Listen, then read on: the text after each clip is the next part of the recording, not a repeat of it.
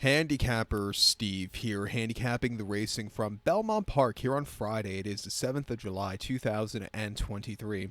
Gonna look in the ninth race from Belmont, but before I get on to that, remember to please follow me on Twitter at Horse Racing Kid 5 for more selections for race courses around the world, and join me tomorrow for my Belmont Derby from Belmont. It's gonna be an excellent card with the Belmont Derby, the Suburban. I think you can make some money with those races, so I hope you join me for that. And also, we'll have my results of if I'm going to be looking at Saratoga full card selections when we get there next week. Maybe, maybe not. I'll have my answer tomorrow. So you got to tune in to see what my decision is.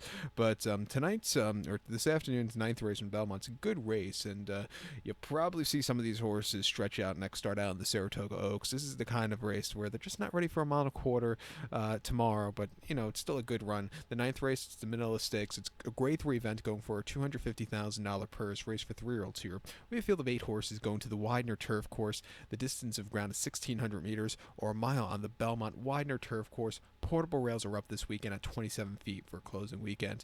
My top selection, I'm going to go with the 4-horse Nagarok as a top selection. 4-7-5-2 in the superfecta for me.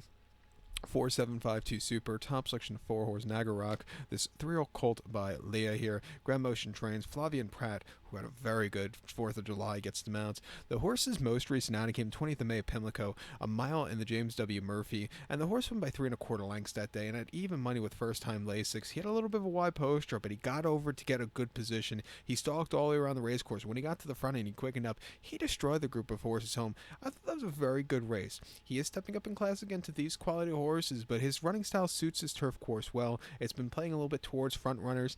I think he could get a trip to win. Two back, he ran the grade 3 Transylvania Keeneland, a good turf course, mile 16th on the 7th of April, and the horse finished second by a length that day. Mustache had the jump on him. That day he was very wide throughout. His wheels are spinning a little bit late. He probably needed the race there. Keep in mind he was a next start winner. Also, the third place finisher Webslinger was a next start winner. And then prior to that, he ran the Eddie Logan at Santa Anita 1 mile in late December. He finished third by a length, and he was just flat that day. He was just very wide. He wanted more ground also. It just wasn't his day to win. And then the Breeze Cup Juvenile Turf at Keeneland, a mile on the 4th of November. He finished third by 4 1/4 lengths that day. Another wide trip, but he was the best of the Americans that day in the race. A very good run. Also, with it being his first start around a route, he ran previously in the Futurity at Aqueduct, 6 furlongs out of turf course, 9th of October, and he won by a neck, and from a tracking trip, he really took off clear. So I really like that first race around a dirt surface, or two-turn surface. He can get some dirt if he wants to also in the future, but coming to turf again, at 5-2, I'll give him a shot here. The 7-horse Activist Investing, I think he's your second likeliest winner for Dylan Davis and Chad Brown.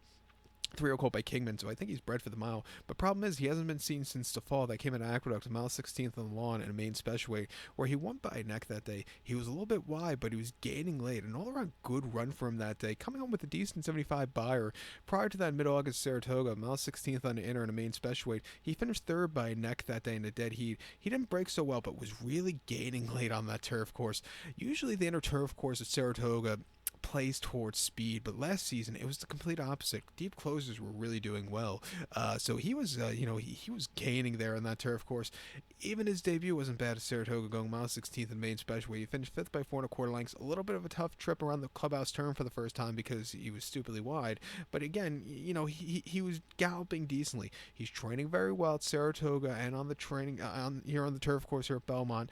I'll give him a shot here off the bench, 15-1. Also, give a shot to the 5-horse Major Dude. He's been running terrifically in this kind of mile 16th division for 3-year-old horses on the turf. He won the Penn National quite nicely a month ago.